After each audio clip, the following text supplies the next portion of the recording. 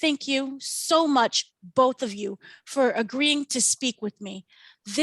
I love what you guys are doing, and the fact that you're giving people independent voices, people who are new in the game, you're giving them a chance for their work to shine through. So can you please tell me more about your beautiful studio, your endeavor, and everything? Wow, that is what thank you. What a way to get started. I will jump in first and just say you nailed it on the head. So, you know, the idea here is to help lift up the voices that are outside of the traditional system and bring independent storytellers in front of whomever their audience may be. And we want to give you the tools as an independent storyteller to tell your story in the best way, and then find the right way to get it out in front of the world. And that's really it. I mean, it sounds simple. It's more complicated than it sounds, but the concept is tailored to this beautiful, crazy moment that we're all living through right now, as the digital and the streaming world takes over the entertainment industry, and it's broken down so many of the barriers to access that have traditionally stymied outside the box voices or independent voices, but has also made the landscape much more complicated. So It's even more difficult to navigate. So there's more opportunity, but there's many more pitfalls as well. Yeah, Josh, I think you really captured it. It's, you know, the concept is, it's, you know, if you have industry, I think that's an interesting word, industry, because I think what we represent is, for independents, a way to connect, to have industry work on their behalf to support them. That is a really critical factor that, you know, so many people that come through our doors, and they may be significant sized companies, they lack, whether it's the access, they lack the kind of industry knowledge, or you know, the business acumen, or the financial wherewithal, you know, the commercial wherewithal, what I call quote unquote industry, to be able to give them a seat at the table with some of the people that they have to negotiate with to, you know, to get their film or their television series greenlit. And it's hard. And so, you know, who's pulling for them? Who's in their corner? And I think that's really one of the things that we can offer, you know, out of the box, is that we have this really well-defined, structured approach as a kind of a business partner, an industry partner to independents. And that's our secret sauce. You know, we've broken it down into 4 different kind of silos or pillars of our business, but basically that's what we do. Right. And what is it overall that because you both have been in the industry for a while, especially you, Joshua, what is it that you've seen that people, independent filmmakers, struggle the most with? I mean, it's a soup to nuts problem, right? So the idea for this company, long before it became this company, came out of me growing up in Vancouver, which is a big production base, but definitely not Hollywood. Right. And I would look around, and as I was growing up, I would say, God, there's so many talented people that I'm working with. Why are they always working on other people's work? Why aren't they working on their own stuff? And the answer ultimately came to me to seem to be, it's risk, right? Money is convincing people to take that gamble on you. And it's also a little bit taking a gamble on yourself, but then it's having the tools to actually do that, right? It's all well and good to say, all right, I'm going to throw my hat in here and I'm going to figure it out. But in the traditional version of the industry, the gatekeepers would tell you yes or no, right? But as that's broken down in the digital world, now it's in some ways much more complicated, because you can have a great idea, you can have a great producing partner, you can have a great package, and you still are missing the ability to distribute, or you don't know physical production, or you don't know finance, or you don't know, right? There's just so many component pieces that no one person, or frankly, no small company is going to have inside of itself. Right. And so we built this company to have the tools to touch all of those things. And you don't necessarily need to use all of them from us, but to touch all of those things that would help you to get your story out in front of the world. For you, Ronald, anything to add? Well, look, I think it's ours is very organized. You know, we can certainly offer a little or all of the solution, but at the end of the day, it is to empower an independent with confidence, and also to empower, a producer to say, hey, look, I can really go off and potentially make some real things happen here. I can actually have more control over my work. I can actually have more influence over how it gets distributed and in what form on, the economics, and owning and controlling more of that, so that they can actually, at the end of the day, realize the gains and potentially do this again and again. And so that's the issue, that, notwithstanding the fact that independents are so active now in creating content, in many cases, or increasingly with these large streaming platforms, they become very much working, kind of under the thumb of the large streamers. And at the end of the day, the economic benefits, the control they have, the influence in the equation is really marginalized. And so what we're trying to help them get back, what perhaps they may have otherwise lost in that equation, in terms of power, but not so much power as just influence, and to have a more equal and a fairer shake, and to also be able to have more, to really be able to demonstrate their creativity better. I mean, ours is not to be the creators, ours is to support content creators. And so that's what we're hoping to help unlock, is that creativity, because we have a dependable, professional, organized, very adult solution. Right. And it's very global. It's I was in London last week, sitting in the UK, and I was, in Europe. And I think what we provide can be provided internationally, because it uses the same principles. It uses the same infrastructure that we have, which is a global infrastructure solution. So I think we're going to do things in a lot of different places, in a lot of different languages and cultures here at Liquid Media. So we're very excited about it, and it's fun to talk to you about this.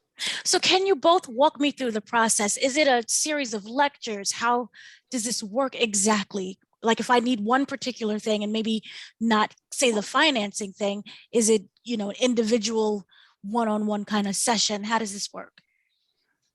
Well, I guess it depends on what piece it is that you need, right? Uh-huh. But yeah, you would start from a place of conversation, right? We would start from a place of, you would tell us what it is that you need. And if we actually thought that we could offer other things that you were not asking for, we would probably offer you those things. But then from that conversation, we would build out a plan, right? This is one of the places that independent production is so scary, is, let's say you have a great idea. Congratulations, that's amazing. That is the hardest piece. But that doesn't necessarily mean you know how to budget. And it really doesn't necessarily mean that you're going to feel confident, like Ron was saying, in those very critical negotiations and at the beginning of the process, where you're actually tying yourself up, right? You may be tying up or giving away your rights in your desire to get your story told. And if you haven't been around that wheel a bunch of times, you don't even know the ways in which you're getting it put over on. So we can be there with you at that step. We can help you with the financing. We can also help with finding the right size for your project. I find that that's a big problem inside of the industry as well, is an underfinanced show really shouldn't get made, because nobody's going to win if you can't make it. But oftentimes, and I know this sounds crazy to independent producers because they never have enough money, but oftentimes you're spending too much money.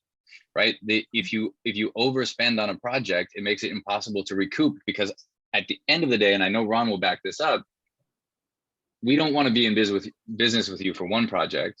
We want you to get this one done, make some money, and come back and want to do it again, because that's really where the health of the industry is not just in getting one story out there, one done, move on to the next guy.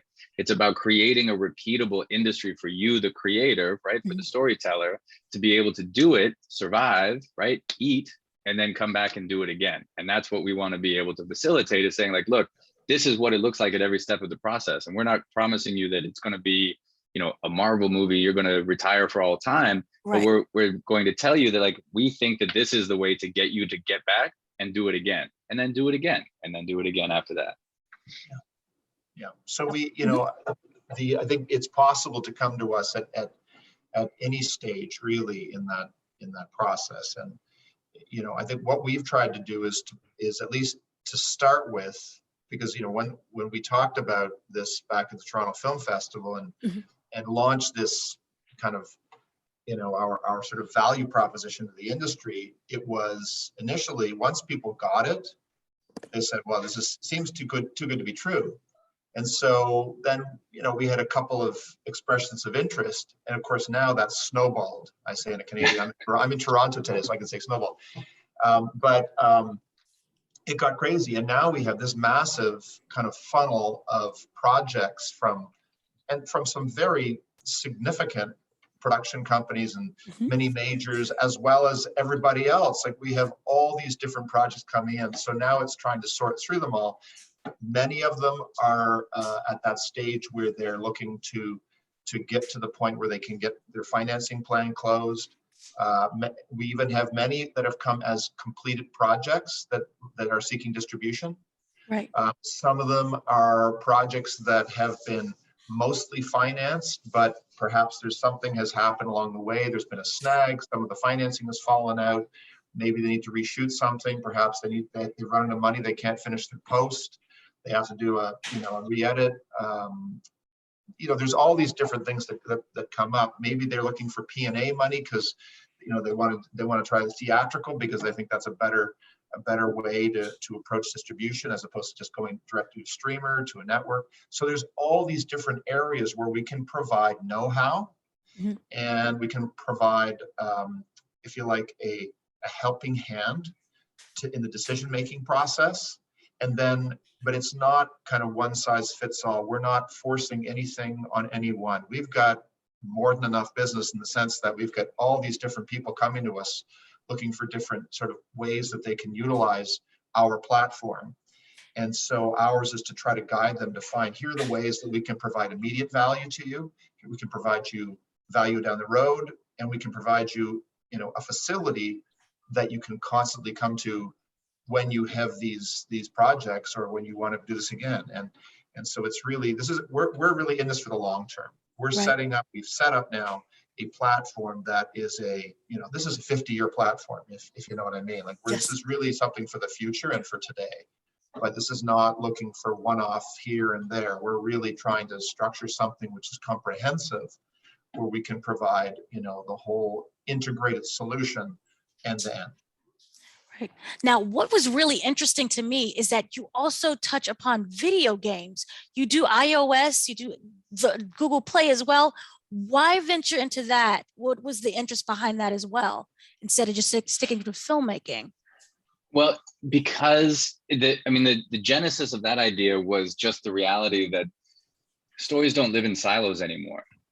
So there are, and this is a nut that we're still trying to crack, because there's all sort of technical reasons with rights holders, frankly, and it can get quite complicated inside of the gaming world. But I'm of the first gaming generation, and there's a lot of great stories that I used to play on console or on my computer that would absolutely make great television shows. And you see some of this now, right? You see some more creativity about, like, well, these are like, the word content kind of leaves me cold sometimes, because it makes it seem like a product rather than like, these are the cultural experiences that we all share, right? Whether it's movie, TV show, video game.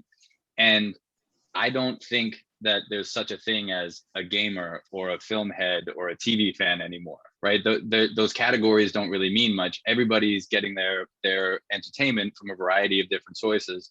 And so I just, the reason why gaming has to be a part of the conversation is because it's where the audience lives, right? And that's what we do for a living, is that we try to meet the audience. Yeah. And I think in many cases, if it's a story, or it's a property that people are looking at, how best to resonate and kind of connect with their audience. It may not be a more conventional game type situation. It could be one where they want to gamify something, where they say, okay, we have this audience. Here's who the audience is. We know a lot about what's important to them. Here's how we can best interface with them. Here's how we can engage with them.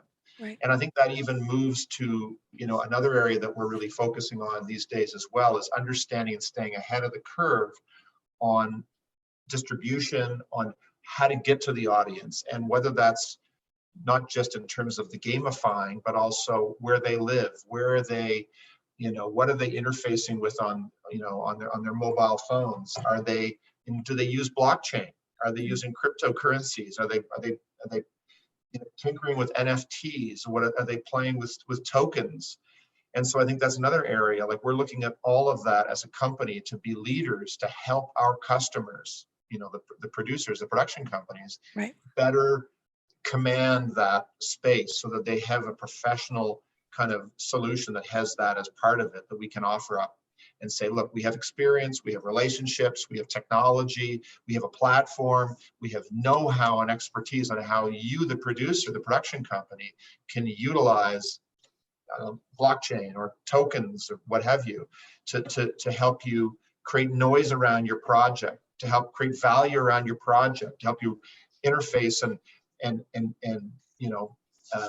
communicate with your audience as a community. How do you build that community, right? Right.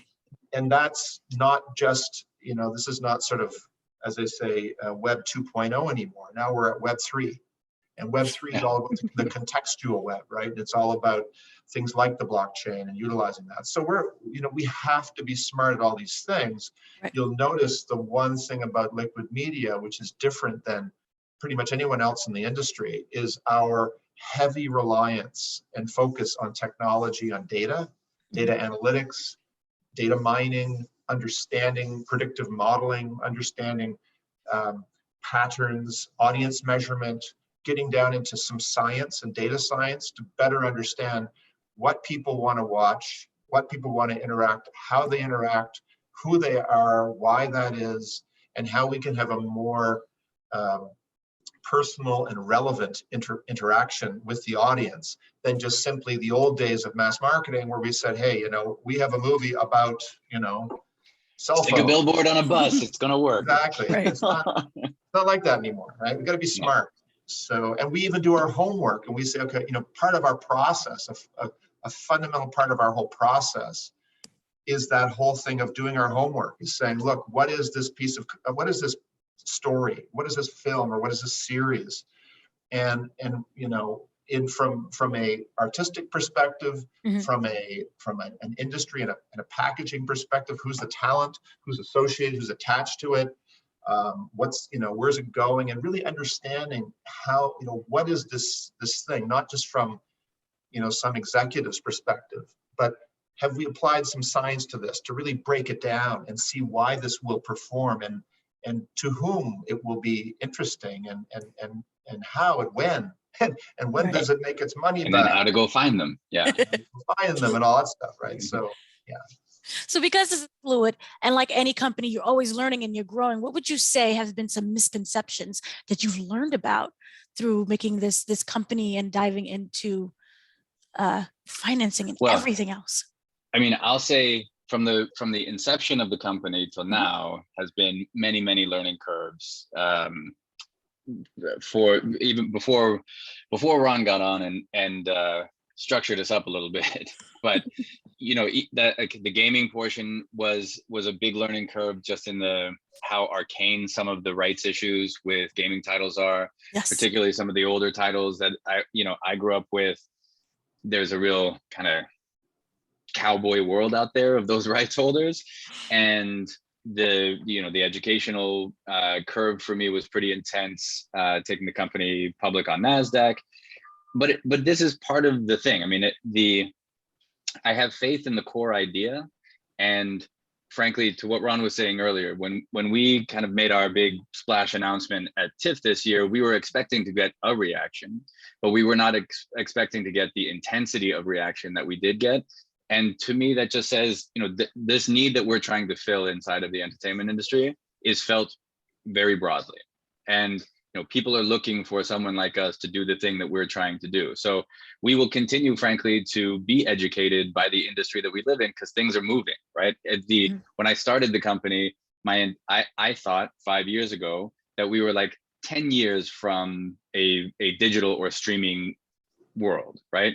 And then COVID was like, nah, we're going to do that right now, right? So suddenly we're 5 years ahead of where we expected to be. And at the very same time, the cultural move inside of North America to actually look into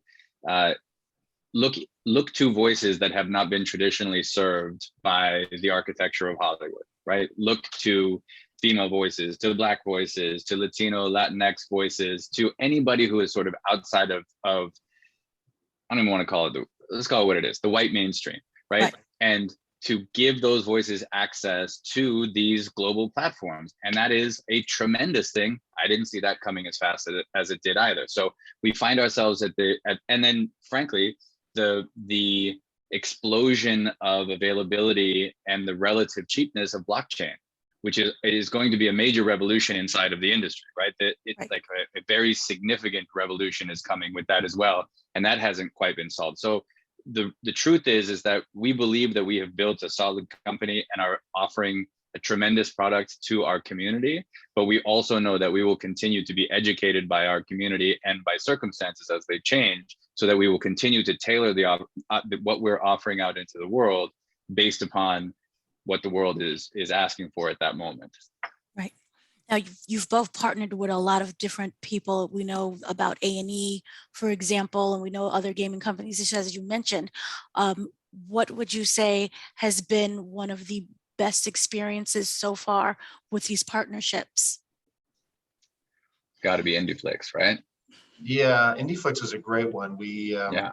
So IndieFlix is a company that, you know, I think all the companies that we acquire or that we seek out either to acquire or to partner with have got what I call a superpower. And I think that the IndieFlix are one of those. The superpower that they have is interesting. It's not one thing as well. It's a company that's focused on creating social impact related content to really give those subjects a significant voice in different communities. And the concept is that they're not wholly dependent on the traditional distribution model. So they're not just about getting something out onto their SVOD, onto their subscription video on demand network or on television. They actually take their programming, take their films, and they license them to all kinds of different business to business verticals, like to corporations, like to school boards and to government and military and places of worship and other places where it's about education. It's about edutainment. They have to entertain while educating. If the subject matter is, sexual harassment in the workplace, there are a lot of corporations who need to really educate their workers to say, hey, look, here's what's permissible and here's what's not, and here's why. And as opposed to being prescriptive and waving their finger, they entertain them. They provide them with a piece of one, a story or a documentary, a factual piece, which IndieFlix has either curated or produced to make that happen. And that's a really interesting thing, is it creates a conversation. And the concept behind this conversation is that's where the value is. That's what changes the world for the better, is that conversation. Yeah. And that's what IndieFlix are doing.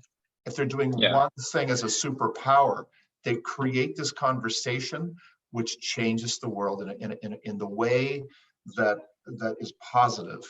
And this is also, we have an incredible team of mostly women behind the company who are driving this change. Company's based in Seattle, but it's a global business. Like all of our businesses, these are businesses without borders. We don't see geography. We don't see any borders. We just see. But they, to what Ron's saying, like right now they have a movie called Angst that is just been signed up to be put in front of the entire state of California's public high schools, middle and high schools. And it's not only a film, but it is also then like Ron said, a conversation starter. And they provide materials then for not just school counselors, but also for families and parents and the kids amongst themselves to get into this conversation. That story is all about mental health and trying to navigate these times that we're living in as a young person. They have another movie that is all about trying to help young people navigate the social media world. And they have their trailer just dropped today on a movie called Race to Be Human that is talking directly to young people about their experience with race and racism in America right now. And these are beautifully done pieces. These are not the PSAs I used to watch when I was in school, for sure. And they come with, you know, an amount of work around them that facilitates this question, done by world-class educators, world-class thinkers, and presented forcefully. I could not be more proud to be associated with this company. They're just incredible. And Sheila Andreen, who's the CEO, is just a bad motherfucker. Like, she is just a non-stop bad motherfucker. She's just, she is a delight to be around, but she's just so damned impressive. Like, she just gets it done. And all of this stuff is coming from, you know, a pure and passionate place for her, but she's also a badass businesswoman. Like, the woman just does not stop. So it's people like that. Like, that's exactly what we hope the company can do, is to empower people like that to tell the next story and the next story and the story after that. And she was doing that before we got there, and we've just sort of lit the fire. We've poured more fuel into the engine, but that's what we want to be doing. And she's a perfect example of how it works and when it works well. Yeah, and I mean, she's up until now that, you know, her business has been really focused on factual and docu and cautionary tales and really engaging with her audience in a more I don't want to say not sedentary or logical fashion, but I think where this is going is us evolving her business into more scripted narrative and more I think that kind of drama also elicits a very positive response and also helps in building that conversation. So it is a, sort of the next step, and it's so we too are assisting Sheila as she evolves her own business and is able to take it to the next level. And I think that's with all of our content creators, it's helping them take things to the next level. I think that's exactly what we're doing. That's what the company is devised to do. And I mean, look, we're not running a charity here. We're in business to make money so that we can grow and we can do it for more people. So we're cautious about that. But I think we have a very a fairer approach than content producers are used to, and we want to be their partners to try to establish that end, not just a vendor. You know what I mean? And I think it's a much more meaningful, a much more repeatable, you know, part of the entertainment fabric that is required here, and that's what we're here to supply. And lastly, what do you want Liquid Media's legacy to be? I mean, you know, I'm pretty pie in the sky about this. I would like Liquid Media's legacy to be that we were at the vanguard of writing the rules for the digital era of entertainment, and that there can be success and equity can live in the same conversation, right? I think the rules as they have stood to date have made a few people extremely wealthy and very powerful, but have not equally compensated all of those creative voices over the years. And I think you can have both. I think you can do both at the same time. So that to me would be success for Liquid Media. You just hit the nail on the head. That's perfectly put. Wonderful. And lastly, for Joshua, working with this company, being involved hands-on with so many different people and companies, how has this shaped you as an actor and the projects that you want to pursue? Well, I don't know that it's shaped I wouldn't say that it's shaped the acting projects, but what it has done is give me access to so many different new places to learn, right? I mean, one of the things that I love about acting is that every time you take on a job, you're given exposure to potentially a new world, but a new group of people, a new bunch of beautiful minds. And if you keep your eyes open, you can learn a lot. And having been a part of this company from its inception and gone through the bootstrapping and all that fun craziness, I've gone and had to learn new things and challenge myself in new ways and grow in ways that I wouldn't have had I not gone down this path. And Ron's a part of that. This last year has been a major education. Sheila, who we were just talking about, she's a big part of that. And my natural desire, I guess, as a human being is to raise up with the people around me, right? So I think that I can have success in this company only when everybody else in this company is also succeeding. And it is wonderful to be around people who have that same worldview. And I don't believe that that's naive. I think you actually can have mutual success where my victory is not your loss, where we can do this together. Thank you, guys, so much. And lastly, where can everyone come and find you, the company? Anything? Hit them with the website. The website. Right. Okay. Just making sure. New and improved. New and improved. Yeah. Thank you so much for speaking with me. I enjoyed this. I love what you guys are doing with the company. You're helping people, and you're giving tools to people who didn't know where to look to before. So thank you.